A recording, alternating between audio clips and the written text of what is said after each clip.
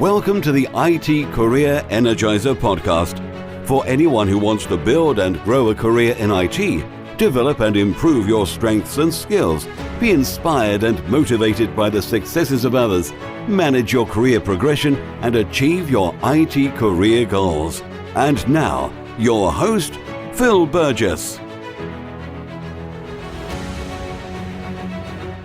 Welcome to episode 60 of the IT Career Energizer, a weekly podcast where I chat with inspiring IT professionals, consultants and experts from around the world.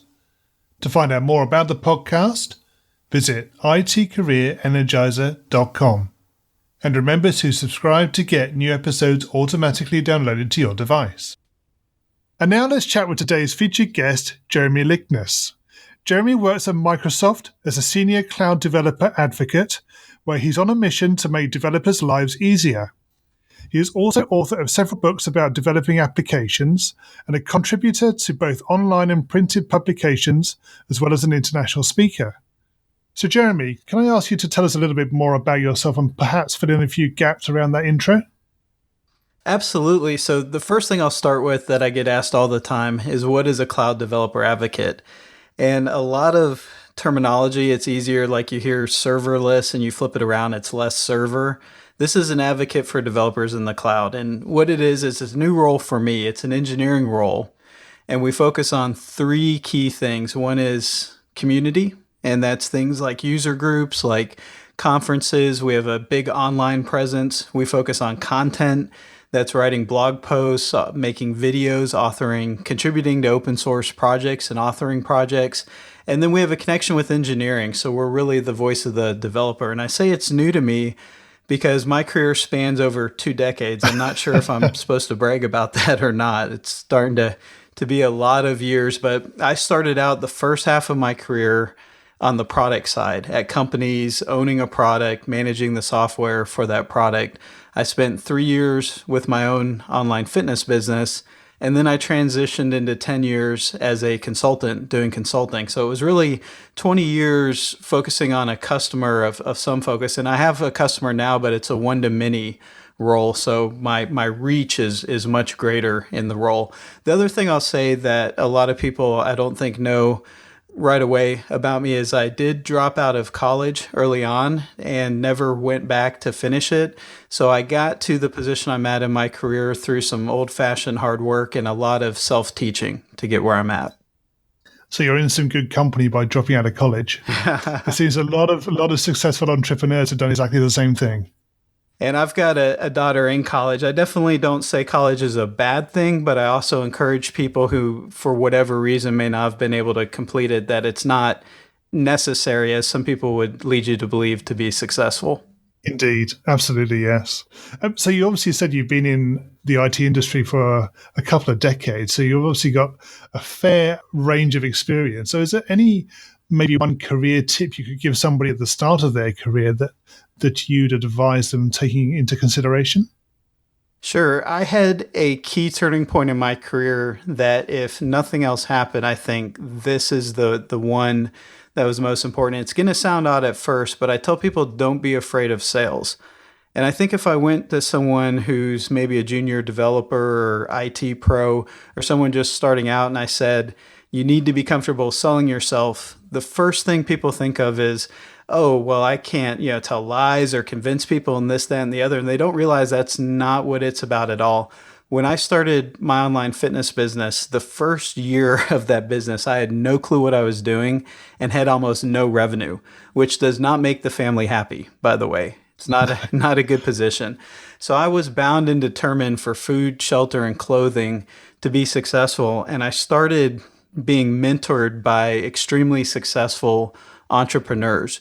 And through that process, they taught me about being comfortable with myself and ultimately realizing that most of the time when we're uncomfortable in our career, it's because it's about us. And really, if you have a strong mission and you're pursuing something, it's usually not about you. It's about someone else. And you get comfortable with the idea, for example, in the fitness business, I got comfortable with the idea of selling fitness because I needed to be successful so I could reach more people. The same thing happens in a career. Even if you have no interest in fitness at all, if you have no interest in public speaking, I think that every day someone in this industry is selling themselves, and they have to be comfortable with speaking with people, communicating with people, getting out in front of people, and touching other lives. Because ultimately, at the end of the day, it's no longer going to be about yourself as your career evolves. It's going to be about other people and how you connect. And learning how to be comfortable with sales was the one key that got me out of my own way and enabled me to take some risks, to ask some questions, and to pursue some opportunities that really landed me where I'm at today. Do you feel that was a mindset shift to enable you to do that? It was absolutely a mindset shift. I can look back at the first time I gave a presentation and I was shaking. In fact, the people in the front row, and this was 20 years ago, were looking at me with pity in their eyes because I couldn't even get started.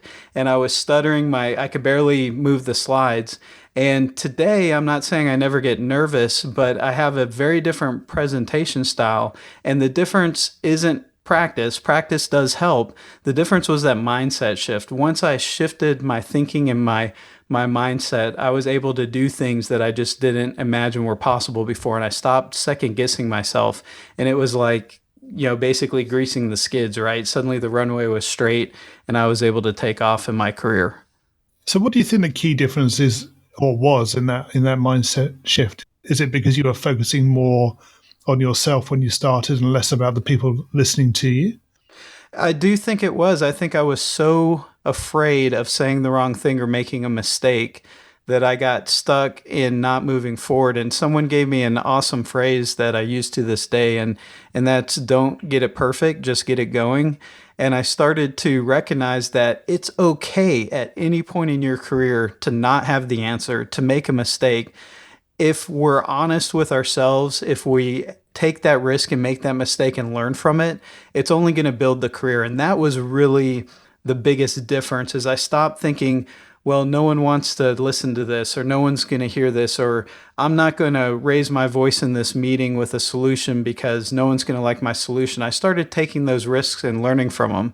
And that was a huge difference. And it takes being confident and comfortable in who you are to get to that point. And it's a tough thing to do, but it's an important thing. And the first step is just recognizing that you can change your thoughts. You can change the way that you look at yourself and make that conscious decision to start to shift. Yeah, absolutely right. So, Jeremy, obviously with your experience, you've come across the highs and lows of an IT career. Could you maybe tell us about your worst IT career moment and what you learned from that? I sure can. I would say, if I really think about it, my worst IT career moment was when I was working with a startup that I had been at for 5 years. And I'm going to caveat this when I tell this story that startup later, after I left, came to sell for $1.5 million. So it did well. I was the third employee at this startup. And at the time, we were working on public hotspots. And we were tackling these new companies and initiatives. And I'm in the middle of Las Vegas at McCarran International Airport, trying to set up a network and a system that would support all of the wireless needs of that airport. I call it a terrible IT moment because I inherited a piece of software that wasn't quite ready to scale out. We tried to solve the problem by throwing hardware at it, and it turns out you can't always solve problems with hardware. You need better, more stable software. And this thing just was 2 days of nightmares for me, because what would happen is we'd have this stable hotspot system that people could log into, and then a plane would land and the gates would open and dozens of people would jump on at once. And then the system would start to crash and thrash, and the software is super stable, super scalable now, but at the time it was in its infancy. And I learned a lot from that moment. I learned about, caution and not necessarily trying to eat the elephant, so to speak, that sometimes it's important to go through baby steps. I learned that hardware doesn't solve all your software problems. You can't just throw more hardware at a problem. You need to have a good architecture. And I also learned the value of testing. Up to that point, testing was really doing what we were doing, setting up a hotspot, setting up a laptop and trying it out and fixing it. And unfortunately, when you do that where people are in a production environment, it can turn out wrong. So I invested a lot of time into setting up the right labs and testing procedures and processes so that we would know what to expect ahead of time after that. Yeah, that sounds like that could have been quite an interesting project to work on. Yeah, I feel like if no planes landed, we would have done well. But every time things were going well, another plane would land, people would pop on the Wi-Fi, and it was just, it was crazy. But we learned a lot, and we went on to have customers like major coffee chains, major fast food chains, pretty much most places we go to now that I look at public Wi-Fi, that company has its stamp on it. So it was an important step, but it was a great lesson to learn as well. Can you maybe take us to your career highlight or greatest success and tell us about that? Sure, it actually ties into the same company. I'd been with that company for 5 years, and things were going great for the company. For me personally, I took on a lot of responsibility, didn't know how to delegate. I was still working startup hours 5 years into this, 80, 90, sometimes 100-hour work weeks, and it was taking a toll. And I had a consultant visit to pitch their consulting services. This was a consulting firm, and they asked me out to lunch. And so we went to lunch and sat down. And this individual was telling me about what a great company they are, telling me about their culture. And I'm sitting there thinking, this is the type of lifestyle I want for myself. And I think he surprised himself a little bit because he's trying to tell me how great the people were so that I would hire the people. I paused him in the middle of the lunch and I said, wait, before we have a conflict of interest or anything, I need the number to your HR department. And this look on his face, his eyes kind of got wide, his jaw dropped. He's like, wait, what? I said, I would love to talk to your HR director. So I got the phone number and called them. And at the time I was managing an IT department. So they were concerned, was I really prepared to do software-based consulting and could I make that shift? It was a 6-month interview process, but I never gave up. I kept following up with them, showing them things I was learning and new processes, and eventually got hired. And that was a huge career highlight for me because I took the risk. Yeah. I didn't just listen to it and say, oh, that would be neat or that sounds cool. I said, I'm going to, in this moment, make something happen and reach out and move forward. And that was a pivotal point. Brilliant. That sounds great. Obviously, the IT industry is ever evolving. So what excites you about the industry and careers in IT going forward? I'm going to answer that twofold because there's some very specific things happening that I could point to. I could talk about the cloud and how it's making, I believe, software and hardware more accessible to people than ever before. I could talk about machine learning and artificial intelligence and these new frontiers, but really this, and this is my second point, is this has been happening in all the years I've been in IT. We have paradigm shifts. We have new ways of approaching hardware. We have new ways of approaching software, and it's continuously evolving. So I love that IT has not stopped evolving. It hasn't become stagnant. And I think this makes it especially unique for, I say a new generation. When I say generation, I don't mean generation of humans. I mean generation of IT professionals and developers, because you can really enter this industry at any age, and many people have.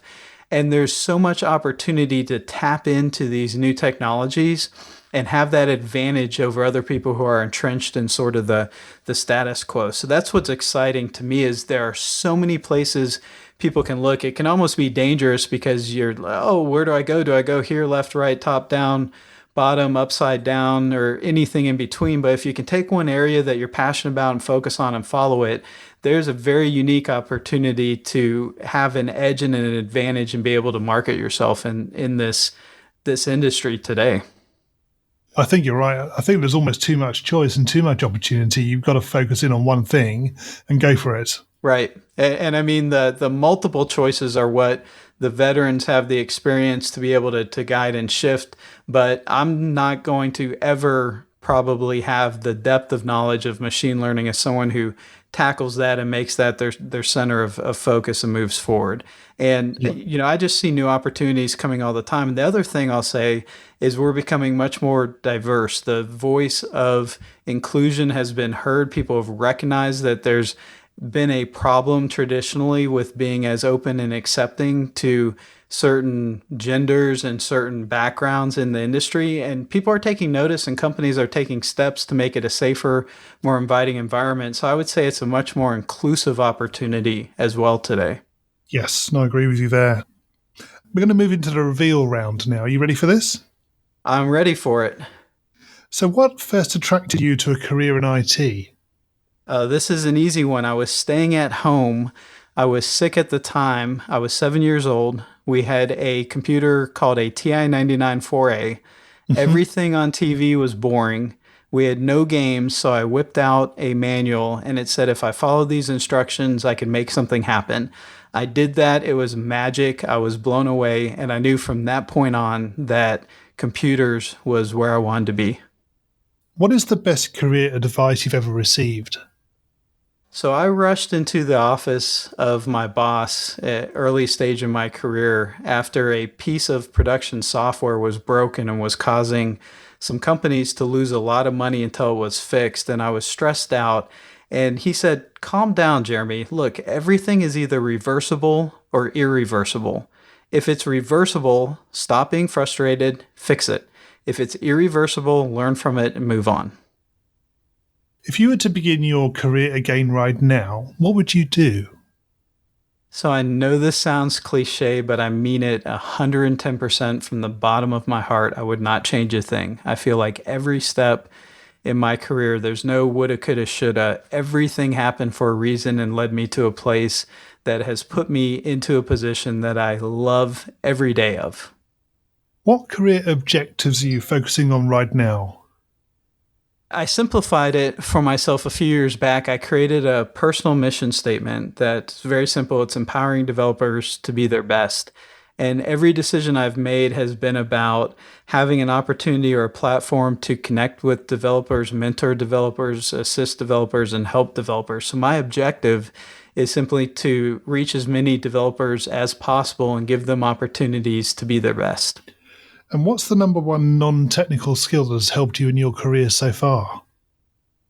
That's what I touched on before. It was definitely sales, and it's ironic that I started out public speaking with fitness seminars, teaching people to be healthy and have healthy lifestyles and a healthy mindset, and transition that to technology speaking and taking topics that could be potentially boring and hopefully making them somewhat entertaining, but connecting with people and helping them break through to understand new technologies and do new things with all this amazing cloud-based technology that's coming out today. And is there one maybe final piece of career advice you could give us? Yeah, I would definitely say in 2 words summed up, you can. Take the risk. In other words, I see a lot of people, I see this even with my own children sometimes, they look at a decision and say, I'm not sure I'm going to be good enough. No one who is ever successful in a position looked back and said, I was never good enough and I stopped. They always had to say, but I'm going to try anyway and keep moving forward. And I think that's the key. Always be learning, always be connecting, always be networking. Make sure it's not just about yourself. Have something bigger than you so that when times get tough, you have something larger than life that can move you forward. But understand that you can. And if there's something you're passionate about and you have a focus, set your sights on it, move forward. And there's a network of people willing and able to help you get to where you want to be. Yeah, absolutely. I think that's great advice. And finally, what's the best way we can find out more about you and possibly connect with you? Sure, I've got a Twitter account that is very uniquely named at Jeremy Likness, my first name and last name. And my last name I like to say is Likness without the C, but you can also spell it Likeness without the E. It's Likness, but at Jeremy Likness on Twitter. And that's where I keep people up to date with the latest technology advice. I also have a Facebook page that's CDA for Cloud Developer Advocate Jeremy Likness. There's no spaces or punctuation, just facebook.com/CDA Jeremy Likness. And then you're going to be blown away by how creative I was with this one. My personal blog is blog.jeremylikness.com. So if you can remember and spell my name, you can pretty much reach me. And on my Twitter, my direct messages are wide open. I will respond to anyone who doesn't open the conversation with something negative. Yep, so it sounds like you're very easy to find. Yes, Jeremy, sir. thank you so much for joining me on the podcast today. It's been great chatting with you. It's been my pleasure. Thank you. My thanks to Jeremy for being my guest on today's show. You can find full show notes on the website at itcareerenergizer.com/e60. In the next episode, I'll be talking with Sandro Mancuso, co-founder of Codurance and author of The Software Craftsman. You can get this and other future episodes automatically downloaded and available to play by simply subscribing to the podcast in iTunes, Stitcher, or whichever streaming service you're using to listen. Thanks again for listening, and remember, if you're not growing your career, you're slowing your career. Have a great week. Thanks for listening to the IT Career Energizer podcast. To find out more about building a successful career in IT, visit itcareerenergizer.com.